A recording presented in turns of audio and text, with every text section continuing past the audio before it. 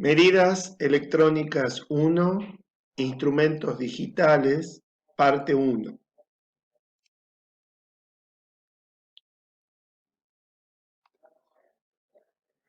Una señal analógica es aquella que tiene una variación continua en el tiempo, mientras que una señal digital solo tiene valores discretos en el tiempo. Una de las características principales de las señales digitales frente a las analógicas es lo difícil que se hace solucionar una transmisión fallida frente a una situación similar de una transmisión digital, que se soluciona reenviando la secuencia o trama de unos y ceros perdida. Además, la comunicación digital resulta más económica y menos susceptible a las interferencias de ruido. En esta figura se observa una señal analógica variable en el tiempo. En cambio, en esta otra, una señal digital solo presenta valores discretos en ese mismo tiempo.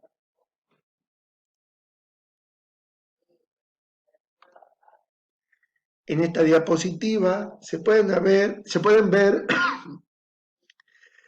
un resumen de las características más importantes de cada uno de los sistemas.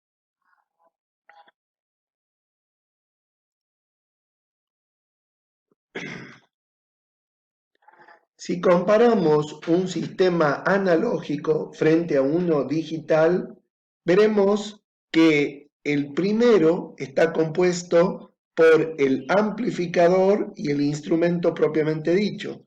En cambio, en el diagrama en bloques de un instrumento digital, tendremos el atenuador o amplificador y el centro del mismo es el conversor analógico digital y un display de cristal líquido. En esta diapositiva se ve un diagrama en bloques de un multímetro digital.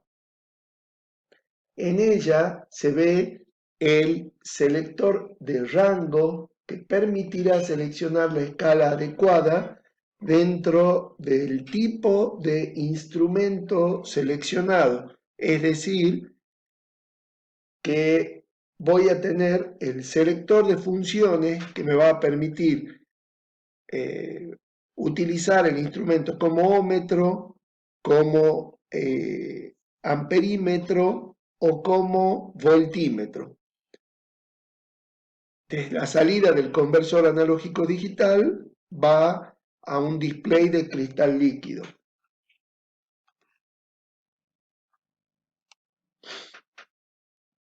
Analicemos en detalle el sistema de conversión analógico-digital. El mismo está compuesto de un sistema de muestreo y retención, es decir, el circuito que recortará la señal y mantendrá el valor necesario para que ingrese al sistema de conversión compuesto por un cuantificador y un codificador.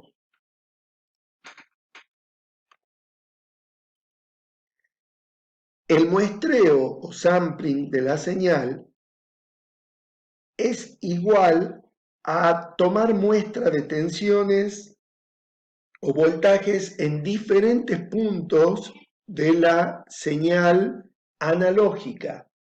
La frecuencia a la que se realiza el muestreo se denomina razón, tasa o frecuencia de muestreo y se mide en kilohertz.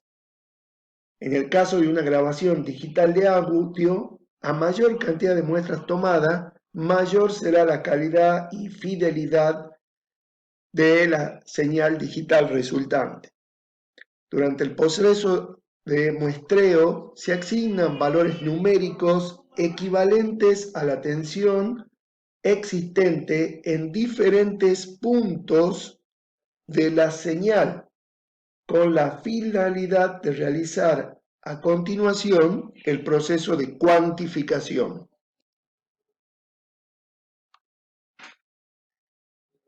El proceso basa su funcionamiento en el teorema fundamental de Nisquith-Shannon, que dice que si un sistema muestrea de manera uniforme una señal analógica a una frecuencia que excede la frecuencia más alta de la señal en al menos un factor de 2, la señal analógica original se puede recuperar perfectamente de los valores discretos producidos por el muestreo.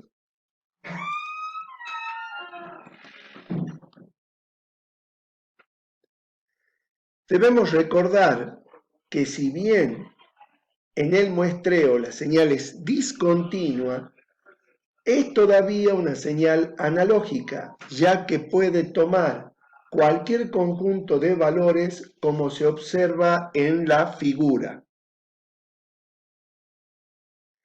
El filtro pasabajas debe ser calculado para dejar pasar las señales de entrada que cumplan con los requisitos del teorema de muestreo.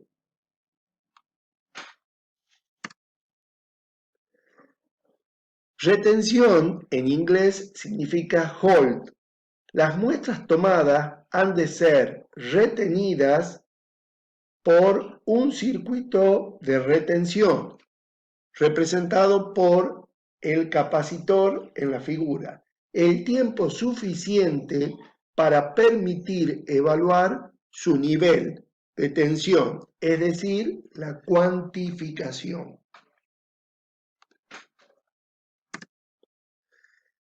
En esta figura se observa un circuito eléctrico que permite aclarar algunas dudas sobre los mencionados sistemas.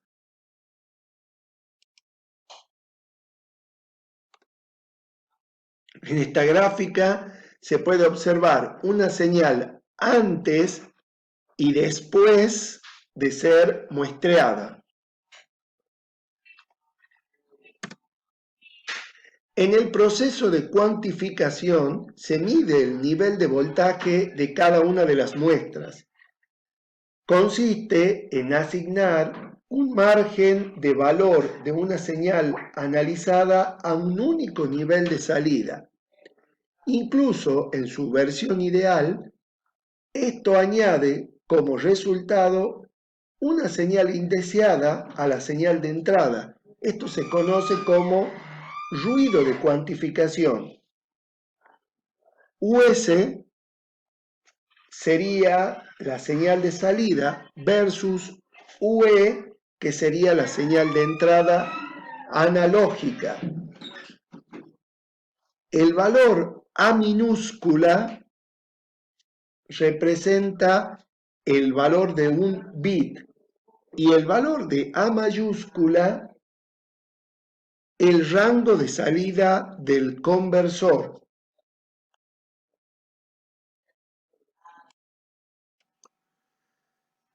La codificación consiste en traducir los valores obtenidos durante la cuantificación al código binario. Hay que tener presente que el código binario es el más utilizado, pero también existen otros tipos de códigos que podrían utilizarse.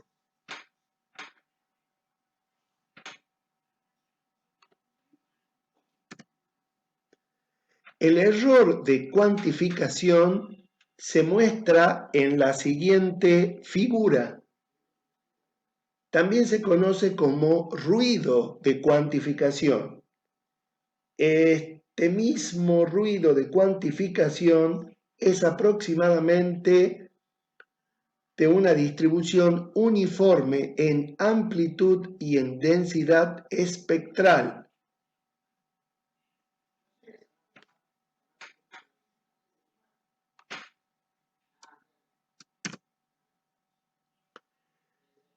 Incluso si trabajamos con un modelo de cuantización ideal, aparece el error de cuantización, en donde el valor RMS de este error es proporcional al valor del dígito menos significativo.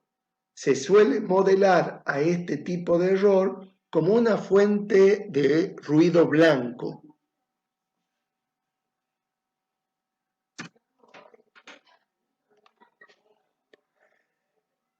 Codificación. Este proceso consiste en asignar un valor digital a cada muestra. En el ejemplo se ve una codificación decimal.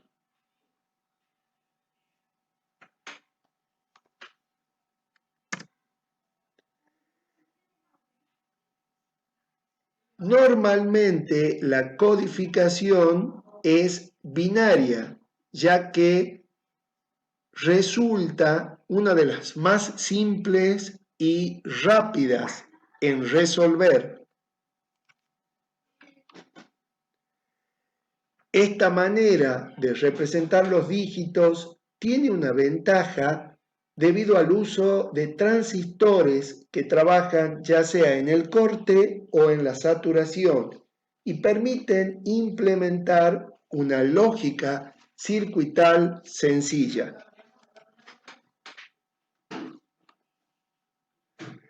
Se observa que a medida que aumentamos el número de bits, la resolución se hace mucho más pequeña, es decir, que se obtienen mejores resultados de cuantificación.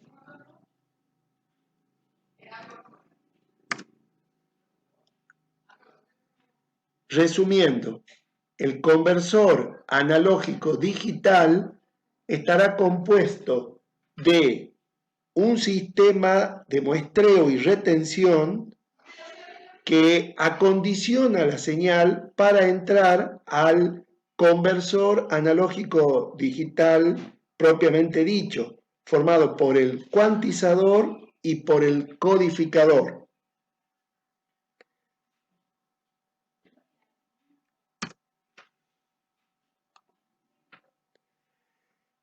El amplificador operacional es el núcleo de los convertidores analógicos digitales y de los conversores digitales analógicos.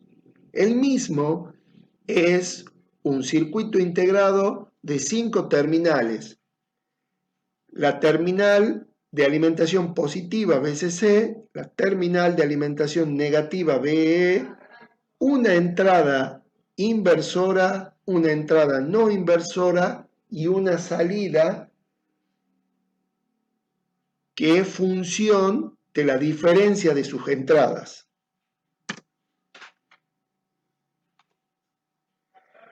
Es importante analizar las características ideales del mismo, ya que con la tecnología actual se pueden conseguir parámetros reales muy próximos a estos valores. Un ejemplo práctico sería el amplificador TL081, cuya resistencia de entrada es de aproximadamente 10 elevado a la 12 ohmios, una resistencia de salida de 100 ohmios, una ganancia de lazo abierto igual a 200.000 y las corrientes de polarización de entrada en el orden de los 200 picoamperes.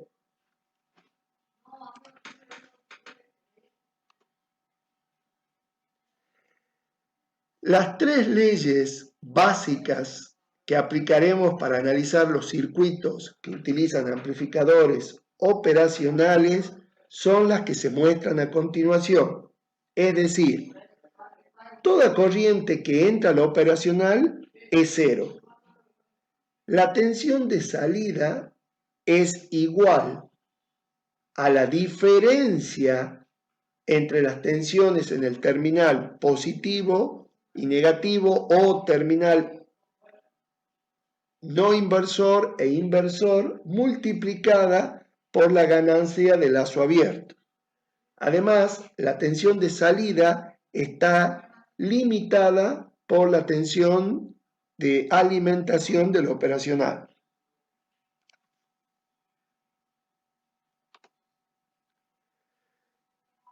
En esta diapositiva observamos que la corriente de salida está limitada por el circuito de carga y el signo dependerá de la tensión de salida y es un valor finito.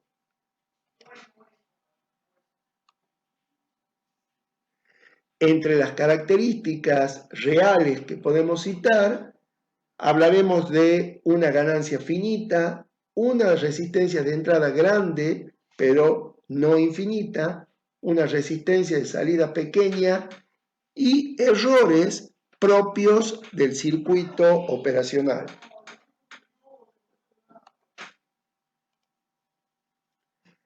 Podemos reconocer tres regiones de trabajo.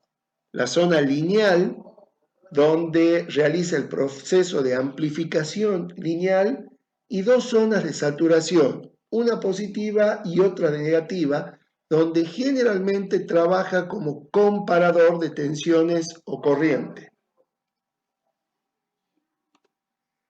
En esta gráfica vemos la función de transferencia de un operacional en donde se observa que la zona lineal, que es la zona de amplificación, oscila entre la saturación negativa y la saturación positiva. Generalmente la fuente de alimentación del operacional procede de una fuente partida con valores que oscilan entre más o menos 6, 12 o 15 voltios. El concepto de cortocircuito virtual se debe a que, como dijimos, la resistencia de entrada es muy grande y las corrientes que ingresan al mismo son casi nulas, no existiendo diferencia de potencial entre el terminal positivo y negativo.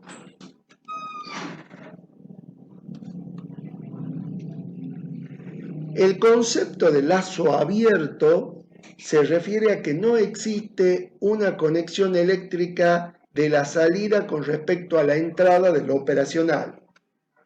Generalmente el mismo, en esta circunstancia, trabaja como comparador.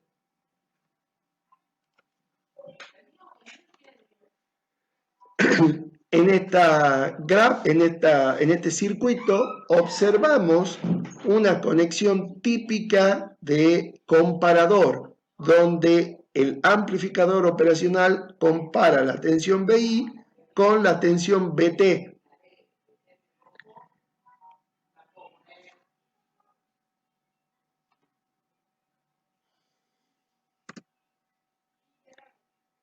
La realimentación puede ser positiva o negativa. En esta gráfica primera observamos una realimentación negativa. En cambio, en esta otra configuración se observa una realimentación positiva.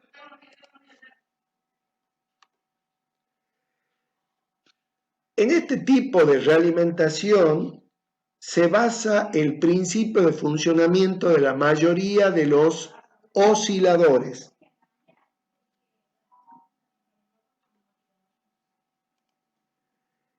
En la realimentación negativa, el amplificador trabaja en la zona lineal y tiene un efecto estabilizador en dichos circuitos.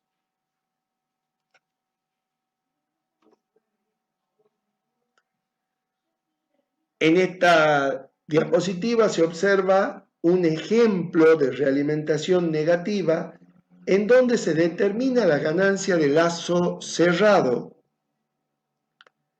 que es igual a la relación entre las resistencias R2 y R1. La importancia de esta de esta resolución matemática es que gracias a las características eléctricas del dispositivo, de impedancia de entrada elevada y de una gran ganancia de lazo abierto, la ganancia de lazo cerrado solo depende de los valores externos del circuito. Además, observamos que hay un cambio de fase de la tensión de salida de 180 grados con respecto a la tensión de entrada. Realimentación negativa. Acá se sintetizan las características principales del uso del operacional con este tipo de realimentación. Es decir, con realimentación negativa, el operacional trabaja como amplificador. La ganancia no depende del amplificador operacional, sino de los componentes externos, y el diseño de amplificadores con este dispositivo se hace sencillo y altamente eficiente.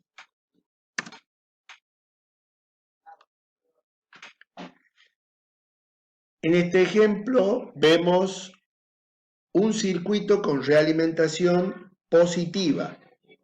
Observemos que la ganancia es básicamente muy similar a la ganancia obtenida anteriormente, solo que cambia el signo, es decir, no hay desfasaje de la entrada con respecto a la salida, y el valor de la ganancia tiene un factor de la unidad sumada a la relación de resistencias.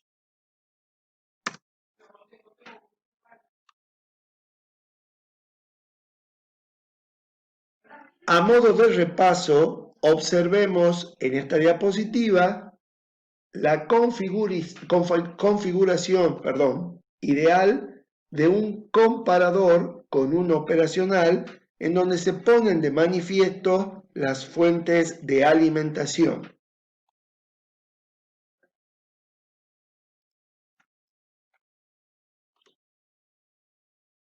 Dentro de las limitaciones que podemos hallar en un operacional real, están que la impedancia de entrada es finita, la impedancia de salida es baja, la ganancia y el ancho de banda también son finitos, tiene una excursión de salida limitada, la capacidad de corriente también es limitada, y como se observa en esta figura, hay que tener cuidado con la saturación.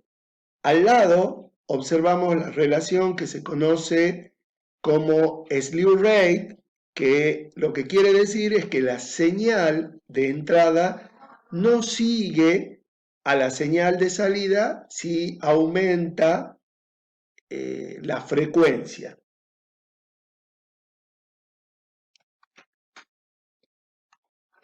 Algunos de los circuitos típicos son los que vamos a mostrar a continuación. Por ejemplo, el seguidor de tensión es un dispositivo adaptador de impedancia, es decir, la impedancia de entrada es elevada y la impedancia de salida es baja.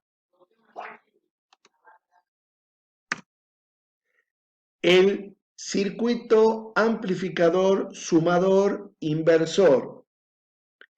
Esta configuración permite obtener una ganancia diferenciada para cada uno de los circuitos. Por ejemplo, puedo amplificar la entrada de un micrófono diferente a la amplificación que aplique a una guitarra o un bajo.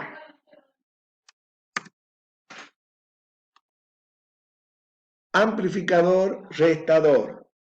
Este es verdaderamente el amplificador diferencial de señales de entrada.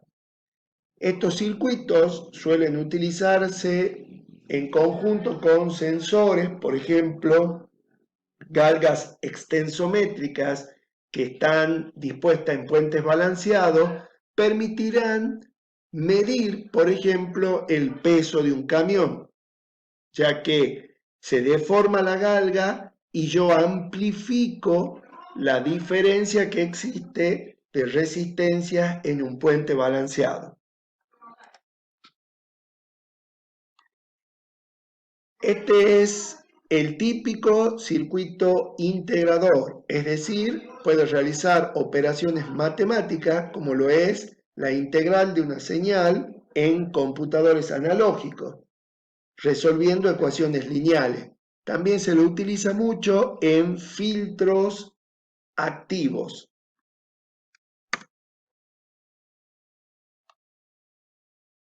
Este sería su contrapartida, es decir, un circuito derivador que calcula la derivada de una señal y también sirve para la construcción de filtros activos.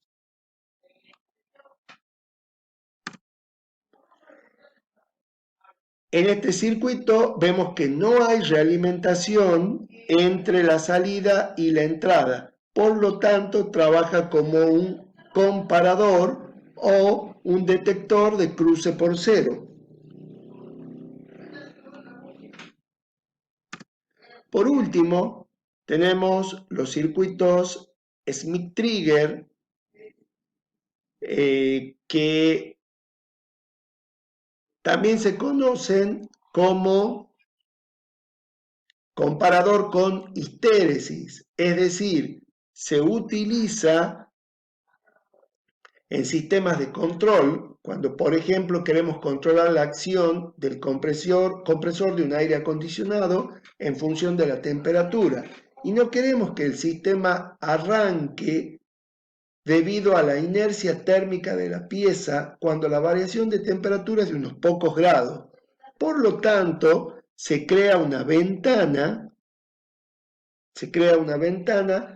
de 5 a 10 grados, de tal suerte que evitemos que el compresor arranque de manera intermitente frente a variaciones pequeñas de temperatura.